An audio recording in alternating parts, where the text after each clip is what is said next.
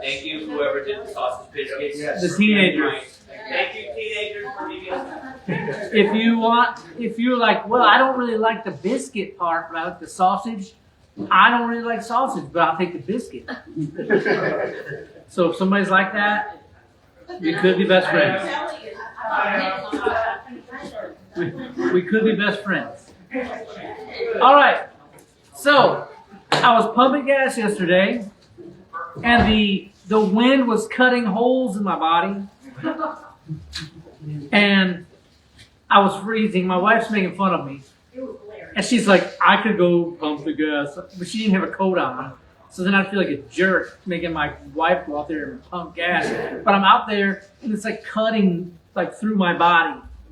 And so I turn on the automatic, and I go in between the two pumps to try to get so the wind doesn't hit me. And I stood there for like 30 seconds, and I'm looking in the window, reflection of how much is in there. And it's like 1, 2. And I'm like, I'm getting madder by the second and colder by the second. And finally, it hit like 20, and I'm like, forget it. I'm done. I'm freezing. So I run over there because at this point, all of my brain cells have left. I've got no brain cells functioning, and I grab it out of my car, and it's just shooting everywhere because I did not click it first. And I'm like, my mind's looking at it as it's pouring onto the ground, and I'm like, I don't know what to do. And so I'm like getting ready to stick it back in its holster, still going. And I look at it, and it goes right down my leg, all the way down on my foot. So I got gasoline everywhere. And he gets in the car, and he has literal tears in his eyes. Like, the tears are frozen on my face. And I'm like, this is the worst ever. And she's like staring at me and laughing, and my dog's barking at me.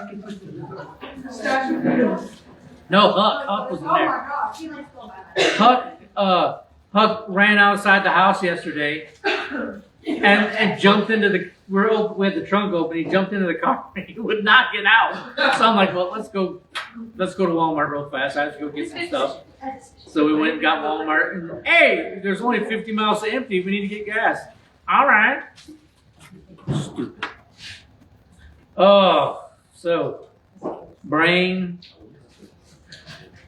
your brain does not function right at below 35 degrees and windy. Yeah. Yeah. Maybe reminiscent. Mentos fresh and full of life. I ate a half a pack of Mentos at a basketball game. I did not feel fresh and full of life. I did have Mentos stuck in my teeth. Does anybody want the sausage out of it? All right. My compliments to the chef. It's Chef Boyardee. What else? All right, Titus chapter 3. You guys are the bravers of the cold. Even my most faithful bus kid did not come today. She's never missed. I've never seen her miss. Titus 3. Who's the author of Titus? Paul. All right, who's he writing to? Titus. Who is Titus? He's the guy in charge of the church of. We'll get there. He's a pastor. What's his, is he a Jewish pastor, a Gentile? What is he? Gentile. Gentile. When was Titus written? Before or after the book of John? Before. Did Titus happen before or after the book of John? After. Okay. Good. You guys are getting there, man. Titus was written sometime between 63 and 65 AD. Where's the location of this book? Crete. Well, we know about the Cretans. They're liars, morally corrupt, lawless, lazy people. So why did Paul leave Titus in Crete? Why didn't he take him with him?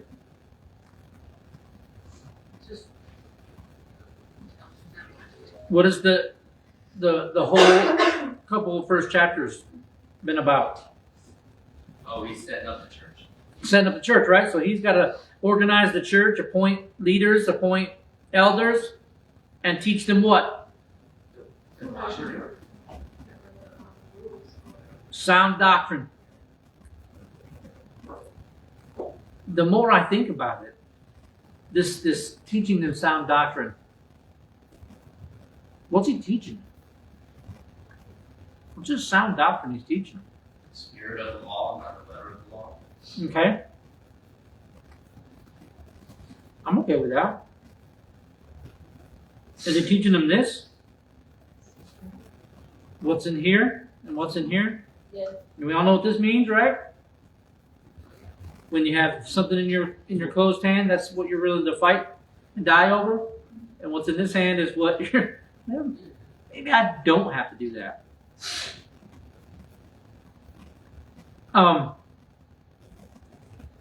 Is the Bible in his hand?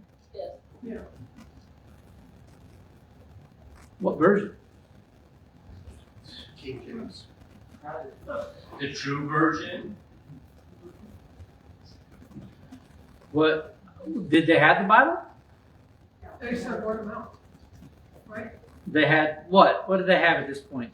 Eyewitness testimony. Eyewitness testimony, and they had Scrolls from the Torah. Old Testament. Then, because when you're thinking about this, you're thinking, well, they have the Bible. No, this is part of they're right. This is part of what's going into the Bible, so they don't have it. So he's teaching them, and part of the doctrine is about the death, burial, and the resurrection of Jesus. But are they? Because we live in this weird enlightened era that we feel like we know more than everybody else does. But there was, look at like this. There was a lady in Michigan that was at our church, and she would, if we sang anything other than hymns, she would get upset. She wouldn't sing because she put the hymn book and the Bible together. What's the problem with that? The problem with that is Fanny Crosby wasn't in the Bible. Philip P. Bliss was not in the Bible. Now, these are authors of some great hymns, but hymns weren't when the book of Psalms says to sing to God songs in spiritual hymns. It's not talking about from the All-American Hymnal. That All-American Hymnal, believe it or not, was not there in Crete. So you have to be very careful when you're applying today's standard to God's word. And when you're comparing the Bible standard to today, you have to be very careful because the Bible was written for who? Who's it written for? The lost and dying world. For everyone, right? But is it written to you? No. How do we know? Because Titus was written to who? Titus. So, what you got, babe? It's a lot of the same. It's really careful not to take it out of context. There are things we can apply, when we're looking for leaders in our church. There are elements that we can use from this letter that was written to Titus about what to look for. But it wasn't written to, well, I'm sure, it was written to ICE. Yes. Now, I'll tell you, there's not a part of this book that if you don't apply it to your life, that it will improve your day-to-day, like, living. Now, not when it comes to the world, because the world, the Bible is foolishness to the world.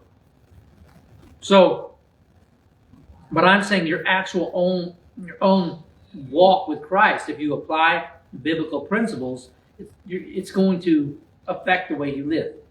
Does that constitute things like what you're saying? I'm being devil's advocate here. Because there are some passages, for example, that are in Deuteronomy, where it says that you can stone your kids if they're disobedient. What? I'm allowed to do that? Now, Real, they did. Their mom. now, who Oh, was? it's all- But once again, who was Deuteronomy written to? Who? It was written to the Jewish people. Oh, This was Jewish law. So these people are like, "Oh, you say you live by the Bible, but if you live by the Bible, you wouldn't be able to wear this, or you wouldn't be able to do that." No, that wasn't written to you. That was written as a covenant between God and the Jewish people. So you have to be, once again, you have to be careful. convert them. Now, Whoop them and then be you're like, all right if with you that. apply that to your life, would it improve your children's attitude? Yes, but you'd also go to prison. So, The Lord told me I could do. like my kid one time, Landon said, "You can't spank me. I'll call the police." And I said, "Well, you better hope they keep me there forever, because I will get out. And then I will go back." And he's like, "All right, I understand what you're saying." So, but here's the deal. It's important that we are rightly dividing the word of truth. Not to make it fit what I want it to fit. Man, we gotta stop doing. Okay, I gotta get. We ain't even got one verse done, and it's like half the class is over. All right, verse 1. Put them in mind to be subject to principalities and powers, to obey magistrates, to be ready to every good work. What does that mean? That means that believers should respect governing authorities, obey laws, and stay eager to do good. Not just do good, but stay eager to do good. Be ready to every good work. We need to be ready to do good things. So Christian maturity, Christian behavior shows up not just when you're by yourself, but in public behavior. Because it's not rebellious. Rebellious to who?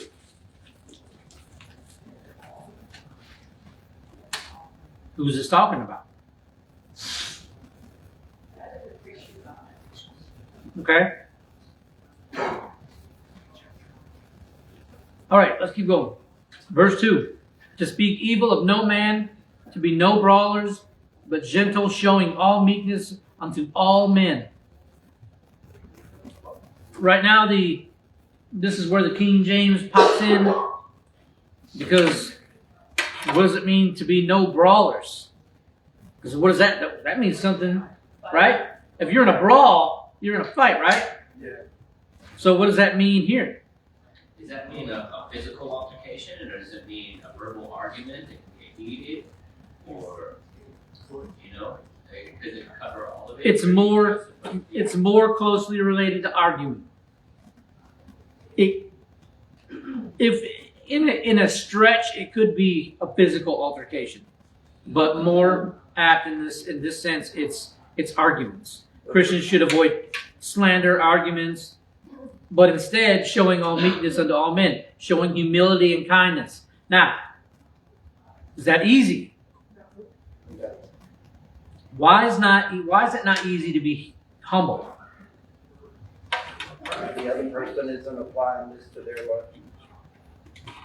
Well, I think we have a natural, at least I do, I want to be right. When me and my wife have arguments, or we don't argue. We have good discussions. We have colored discussions, flavored discussions. There we go.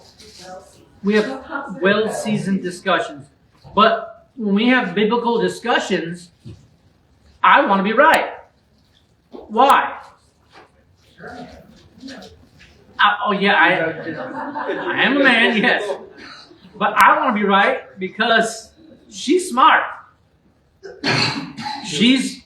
I've long since been concerned with like me compared to my wife in how smart she is.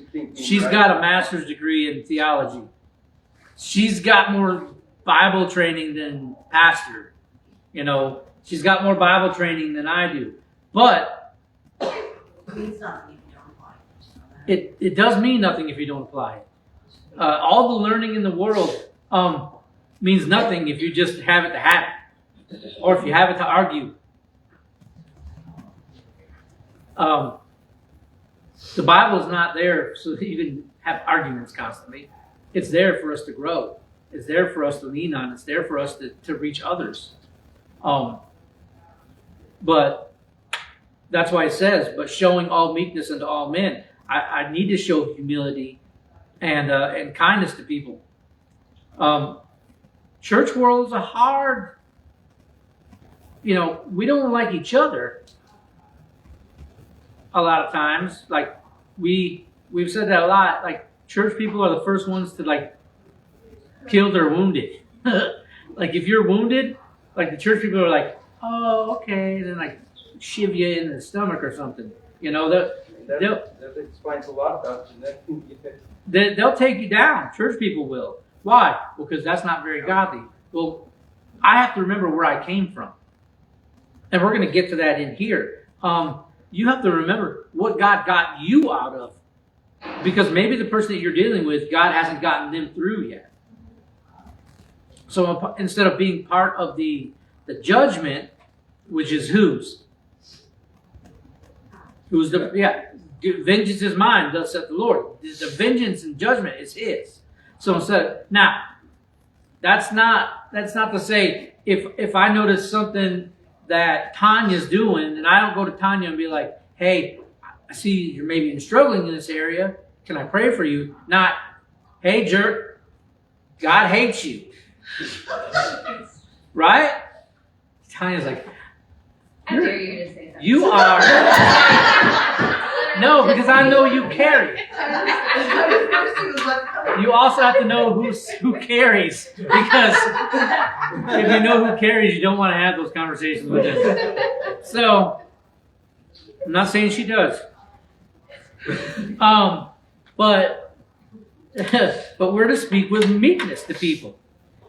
We're to avoid that judgmental character. We're going to keep going. We're going to get to at least verse 3 today.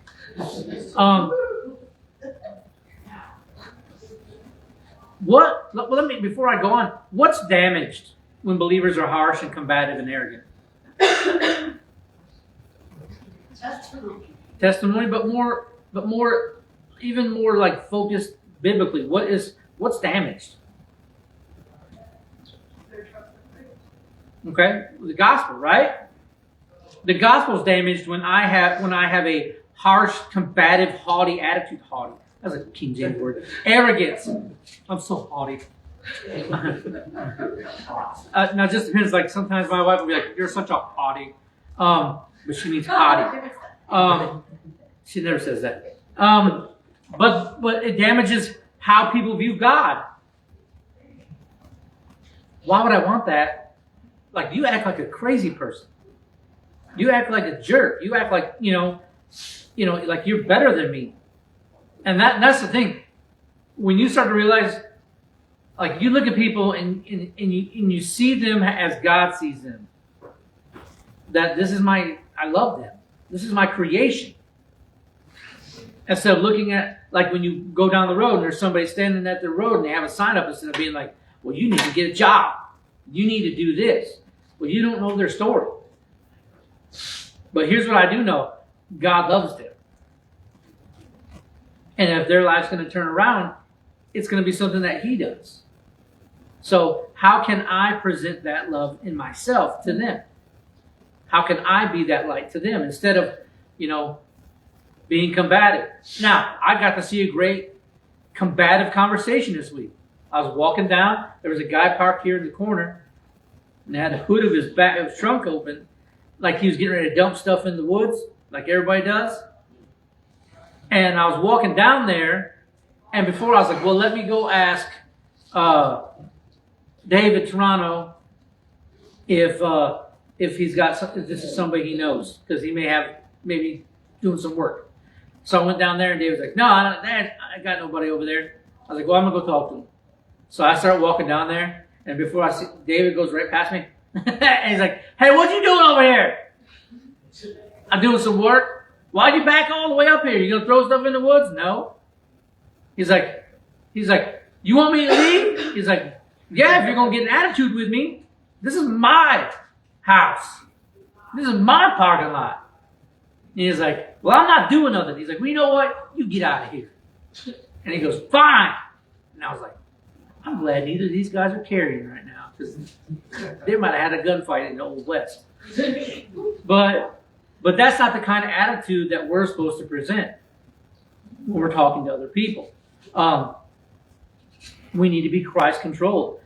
Verse 3, for we ourselves are also sometimes foolish, disobedient, deceived, serving divers lusts and pleasures, living in malice and envy and hateful and hating one another. So the why of verse 2, why do I not speak evil of no man? Why am I not to be a brawler? Not why am I to be gentle? Why am I to show meekness? Is because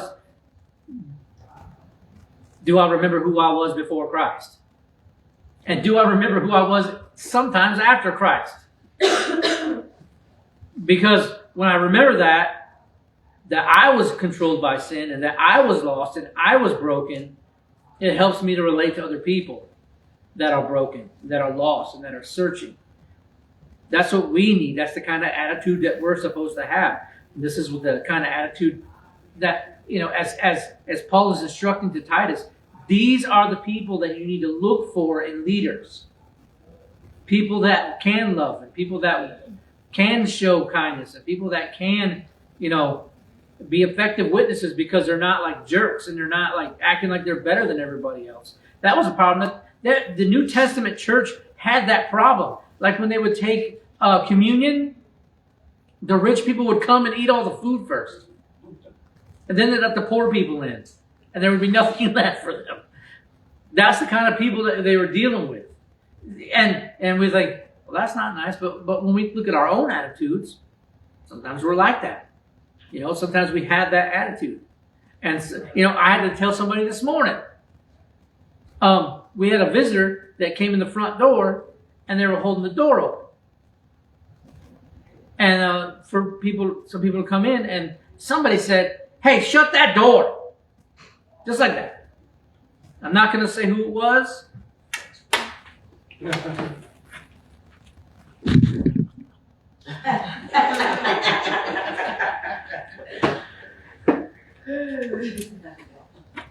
But I looked at him, I was like, what is that? Is it cold? Yeah, it's freezing. But it is what it is. Eventually the door will shut and the heat will go back on. So we're just to have a better attitude. Try to think pretty people who are at restaurants and people go, I need a Coke. I already asked you once. Oh my God. Who would say that? To the server. I don't say that. I would just sit there with an empty cup. I would never go like with an empty cup go, empty! That's spilled all over my leg. All right, day number 2. For we ourselves were sometimes foolish, disobedient. We have to remember that grace humbles us because no one is saved by superiority. You're not saved because you were superior. You're saved because you discovered God's grace. Yet sometimes as Christians, we may not say it out loud, but if that fanciness or that superiority were a bit, like if we were to have to show it, some of us would sit here like this. You know, our pinkies would be up. Let me drink my baby water bottle. But that's true because we don't talk to people. We don't, you know, I'll put my glasses on so I can see your eyes on this one. There should be nobody that ever comes into this church that you don't at least get their name. Why? Why? Grateful. That's right. Just even on the most shallow level of all time, you met them to let them know that there's somebody here that cares that they're alive. Because sometimes we get into church and we find our friends, we find the people we like, and the people we know, and we say hi, and there's nothing wrong with that. But what about everybody else? You know what should never happen in our church? That somebody should sit by themselves. Nobody should ever sit by themselves. Why?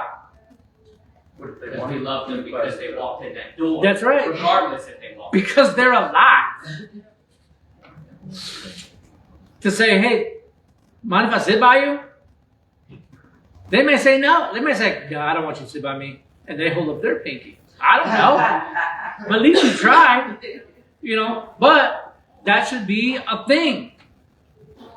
Like when we go over there and people are coming in and you know what we started doing? How many of you know who Monroe is? Monroe is the youngest of the Hodos boys. He comes in the church and finds me, and we go around and give everybody fist bumps now. Me and my little partner of fist bumping. And that's what we do. To say good morning to everybody. Why? Because it's important. It's important that people realize that they're loved and that they're known. Like you didn't just come here and then leave and nobody said anything to you. Yes. So I'm kind of shy, so when I sit down, I usually sit by myself. And your mom has made it a point to bring people to me, so it's kind of brought me out of my comfort zone, and I'm kind of glad about that. Yeah, she's So crazy. I met a lot of new people. Yeah. So Well, and she's crazy too. Like she's like, you're making it takes all kinds to have a functioning church. You know, some people have that type A personality. Some people have that personality that they can just go and everybody's their new friend. That's right. But some people are more reserved and shy. But when I am more reserved, because believe that or not, my wife is that person. But I will say this, and we've talked about it, we can't use that as an excuse not to go and greet people. Because we will. I say we, I won't say myself. We will. So now me, I want to have a conversation with you. I don't care. Well, like, I know it wasn't in the doors, but what about the guy y'all ran off? What was his name? Who? Well, I didn't run. No, I didn't run him off. David ran him off. I didn't even have a chance to witness to him. I was gonna go talk to him, but I don't want to go be like that because I don't know who's got a knife. So, you know, David wasn't concerned. Because I think he's more physically fit. He could run faster than me. So he wasn't concerned at all. That was like that pastor that asked me to go boar hunting with him. And I was like, oh, what's that? He's like, we go wild boar hunt. We have this, we have 2 dogs and we set them and they find the boars and they get them and you take the spear and you get the boar. I was like, well, what happens if the dogs let go? He's like, then you run. I'm like, that's why you're asking me, because you know you're faster than I am. And I'll be the one that gets bored. board? Is that how you say that? Gored by the board? Oh, forget. Okay, keep going, Bill. Back to the Bible. Sorry. But, verse 4, but after that, the kindness and love of God, our Savior, toward man appeared. God revealed His kindness and love through Jesus Christ. Salvation begins by, like, the Holy Spirit conviction of our heart and our submission to that. And so, but that's how God has revealed His kindness through Jesus. And that's what this verse is saying. So we don't have that we should be like jerks to people. I just don't see that anywhere. We should have that right attitude, that attitude of, I want to grow. I want to do what's right. I want, God to speak in my life. I want to be able to go to people and say, and when people meet me, they're like, okay, there's something different about that guy. We got to have another conversation. That's why with the hockey guys, you can't pressure people into getting saved. But I want to show Jesus every time I talk to him.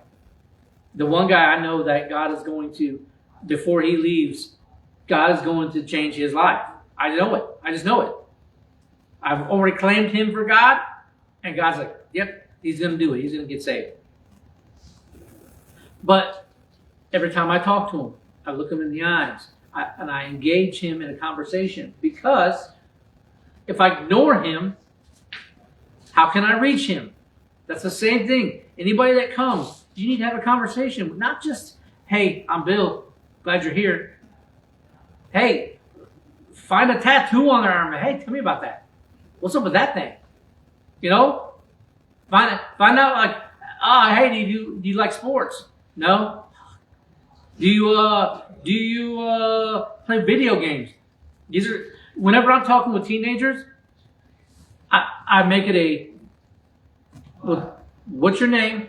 Okay, well, tell me you like sports. You can usually tell by the way they act if they like sports or not. But you have to acknowledge also that cheerleading is a sport, or else you get punched by some kids and my wife. But in order to connect with people, you have to find out what interests them. And the funny thing is, you never know, that may be your new best friend. But especially if you're guys, it's so hard for guys to make new friends. Why? Because we don't care. We only care internally. But externally, okay, there's nothing wrong with me. I'm good. But internally, we're like in turmoil of, man, I don't have any friends. I told my wife the other day, I'm like, I don't really have any friends. My brother-in-law. But, I know people love me, but like, when's the last time we like, hey, you want to go out and... Do you need a hug?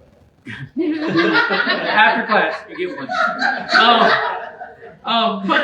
But in reality, that's what we're here for. We're here to pick each other up, lift each other up. When we have problems, we have a men's list. If you're not on the men's list, you should let me know if you want to get on the men's list. Because when you're having an issue, or when you have a need, or you need something, or you have a praise, it's good to have people to tell. Whenever something good happens in my life, I gotta call everybody that I love. Hey, first one I usually call. I'll call my wife and she doesn't answer. Then I'll call my sister and I'll be like, "Hey, what's going on?" Nothing. Hey, guess what? What? I got a perfect pump today. Did you just call me to tell me that? Yes, and I want you to be happy for me. And then she says, "You're so." Yeah, she's like, she does say that. Those are Everybody so says that. important to you in It life. does. It is important. When you get the perfect pump, if you haven't tried it, then you're not living. Are you really living if you have never got a perfect pump or never tried to get a perfect pump? Does everybody know what a perfect pump is? I feel like When you're pumping, and then when you let it go, it's on the dollar. Oh. And there's no cheating. It's like $12.98. You can't go, click, click, and make it 13, be like, beep, beep, beep. That's not how it works. You can't I go feel prepay like- then. No, you can't prepay. I feel like you're close to getting it blindfolded, like, No, the best one is when it does itself. yeah. When you're pumping and it's full and it goes click and it sounds like 32 and you're like, ah. But what do I use it for? I use it as a way to interact with people. So I'm not lying to you. When I get a perfect pump, I yell, the perfect pump! Just like that. And people will look at me. And one guy, one time was like, what dollar amount did you get it on? And I was like, 33. And he's like, amazing. Other people are thinking there's some lotto or something. Like, celebrate. Just like that. Just like that jacket that I'm getting, that I'm going to get made, that makes no sense to anybody else, but it's the first letter of John 3:16. That they're going to be like, "What's your shirt saying?" I'm like, "I'm glad you asked." Why? Because that's what I want my life to be about. Interacting with people and showing them the love of Christ. And so my hope is that that's what you're doing. And if you're not, why not? We ought to be the friendliest church, and we are pretty friendly. But it ought to be like, I don't know about that church. They're a little bit too friendly. Start making a pile Now, of them shirts and give them out. I'm not saying we need to go up to people that are new and be like, I just want to hug you. Is that okay? Can I hug you? I do that with dogs. Yeah, okay, dogs I'm okay with. People is a little bit more You awkward. gotta be careful with dogs. All right.